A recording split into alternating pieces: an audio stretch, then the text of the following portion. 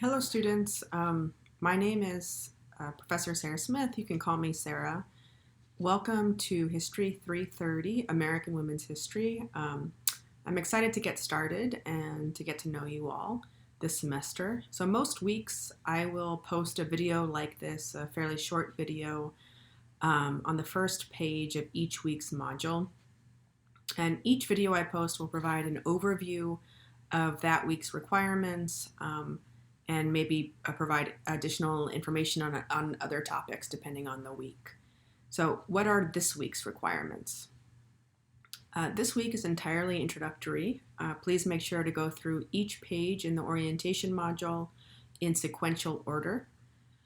So your to-do list includes 4 things at the end of the module. The first thing is that you should fill out the doodle poll that will help me decide on our 3 optional class chats this semester. You can participate in one of those class chats for extra credit.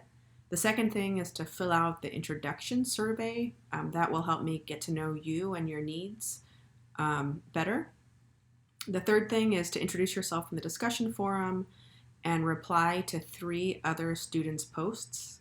And the last thing is to take the syllabus quiz and to make sure you keep going until you reach 100%. So you can, if you can reach 100% on a quiz, you should try to do that. So everything is due on Thursday, with the exception of your discussion replies, which are due on Sunday by 11:59, and those are normal deadlines. So every Thursday you have a quiz usually and a discussion forum due, and then Sunday your discussion replies are due. So the next thing I wanted to talk about is about my approach to teaching women's history. First, I should say that this is a class that spans hundreds of years in time. So just a warning, that means that we can't possibly cover every important topic in women's history. And so my approach to teaching women's history is important for you to know so that you have a sense of what this class is about. But first, I wanted to say a little bit about why I'm excited to teach women's history. I'll be honest, in high school, I was sort of interested in history. I wasn't that interested in history. And I think it was mainly because of the way it was taught in the high schools I attended. But when I started to read on my own, I realized that history is actually very interesting and relevant. So I read various history books on my own. So why is it interesting? I do think this is something that all history professors will say. It's intrinsically interesting because you can't really understand the present without understanding something about the past. But more importantly, I think that history helps us to explain present day inequalities, right? It also, without understanding the history of sexism, you can't really understand why, for instance, women are on average still paid less than men. Right? Without understanding the history of racism, you can't understand the emergence of the recent Black Lives Matter movement. It's a long struggle for racial justice. So also looking at history explains by studying history, we also look at the history of resistance to inequality, and that helps to explain how social change came about, and thus I think it can help to inspire us to engage in efforts to enact social change in the present day when we see examples in the past. Also, I think classes like this one, women's history, are the most interesting courses because I think we get to focus on one topic over a span of time. It's women in history, in contrast to broad survey classes on U.S. history, for instance, or world history. We're going in depth on one particular aspect in history. So I think that helps us to gain a deeper understanding of history. So for instance, focusing on women's history helps us gain a better understanding about how women have, as feminist Simone de Beauvoir emphasized in 1949, how women have been denied the freedom to focus on themselves in favor of always doing or existing for others.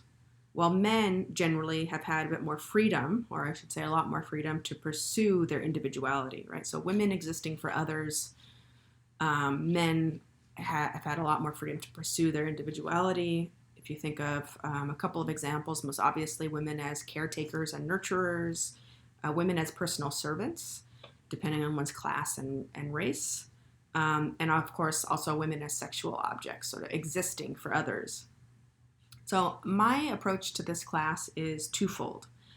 One is that I focus on diverse experiences in women's history in recognition that there is no universal experience of what it means to be a woman in the past. I mean, we have, of course, women have things in common, but depending on one's race or class, whether one has a disability, whether one is an immigrant or comes from an immigrant background, right, that shapes what it means to be a woman in American history.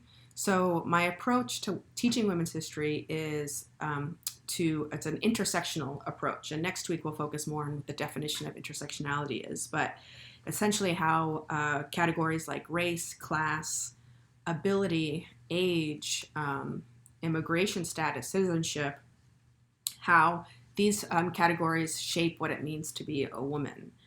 So again, we'll spend more time in the next class talking about this. So that's number one. Number two is I focus on social movements and labor, particularly in the last half of the class, though we see that in the first half of the class as well. This class, there's a fairly big focus on women's activism. Okay, so questions that women's history helps us to answer about society today include, so why does gender inequality still exist? How does gender inequality today compare to what it looked like in the past? How did gender roles come to be, right? How have they shifted over time? And when I say gender role, probably know what I mean, right? Women expected to act in certain ways, men expected to act in certain ways, right? Like stereotypically, women as stay-at-home moms, men as the one in the family that goes out and earns a wage, etc. So how have everyday people, women and men, come together to make social change, particularly progressive social change around women's rights? How have everyday people come together to make this change happen?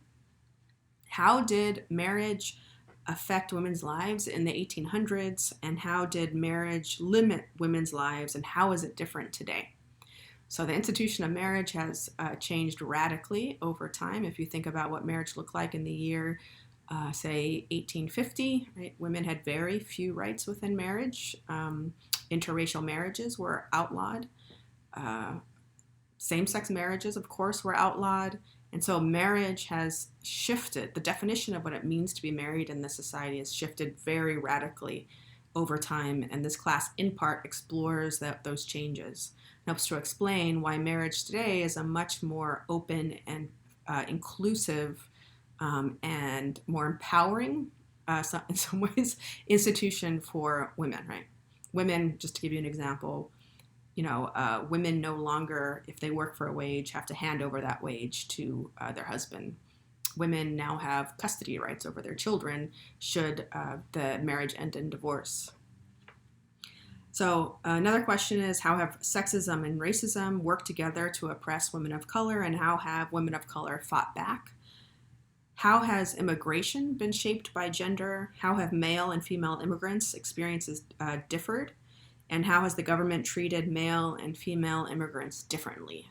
So for much of this history, women's sexuality was scrutinized at the border when immigrants tried to come into the United States, in a way that men's sexuality was never scrutinized, or rarely scrutinized, I should say. How are gender and race related to issues of poverty and wealth? If you look at economic inequality, right, women and people of color, women of color in particular, right, are disproportionately living in poverty. Children of color are disproportionately living in poverty.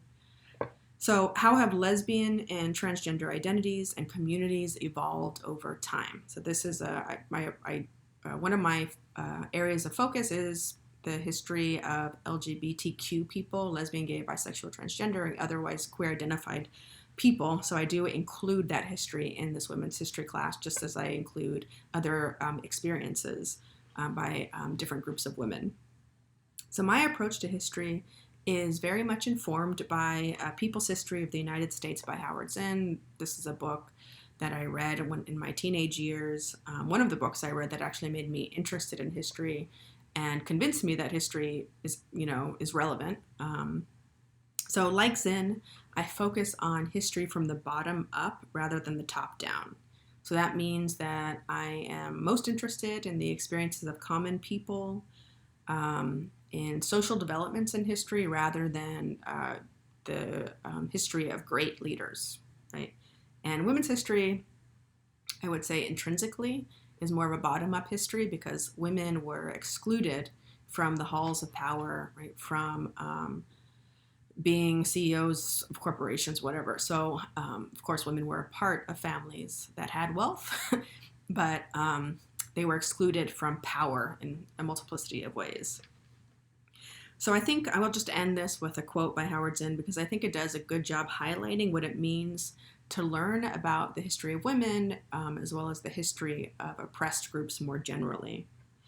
So, quote, "To be hopeful in bad times is not just foolishly romantic. It is based on the fact that human history is a history not only of cruelty, but also of compassion, sacrifice, courage, and kindness." Okay, that's it. Again, I look forward to seeing you all online, and I hope that you come talk to me in my office hours early in the semester.